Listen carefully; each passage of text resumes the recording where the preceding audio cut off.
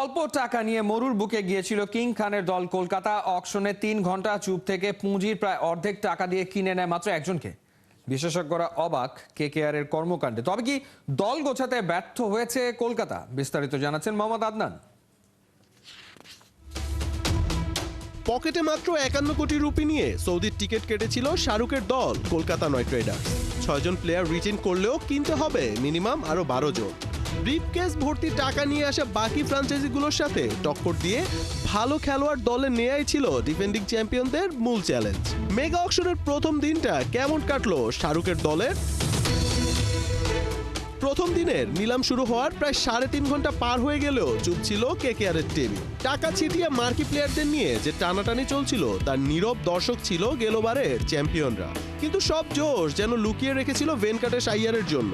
গত সিজনে কলকাতার হয়ে দারুণ খেলা আইয়ারকে যেন কোনো অবস্থাতেই ছাড়তে রাজি নয় শাহরুখের দল কলকাতা নাইট রাইডার্স। অনেকটা সময় লড়াইয়ের পর নিজেদের পুঁজির প্রায় অর্ধেক দাম দিয়ে ভেনকাটেশ আইয়ারকে দলে নেয় কলকাতা। এরপরে শুরু হয় কেকেআর ম্যাজিক। প্রথম দিনের অকশনে একে একে ৭ জন প্লেয়ারকে দলে ফিরিয়েছে তারা। তবে আইয়ারের জন্য এত টাকা খরচ করাটা অনেক ক্রিকেট বিশ্লেষকই ভালোভাবে নিতে পারছেন না।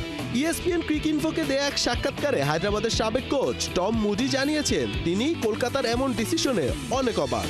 কারণ কেকেআর চাইলে ভেনকাটেশ আইয়ারকে রিটেইন করতে পারত এবং এতে তাদের খরচটা আরো কম হতো। অনেকে আবার এই যুক্তিও দিচ্ছে যে ভেনকাটেশের দামে কলকাতা হয়তো কেএল রাহুল এবং ডেভিড মিলার দুজনকেই দলে নিতে পারতেন।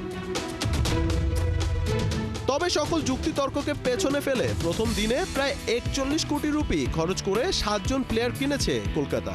২ বিদেশি হার্ড হিটার এবং দুর্দান্ত wicket keeper batsman Quinton de Kock ও রমনুল্লাহ গুরবাসকে দলে নিয়েছে তারা।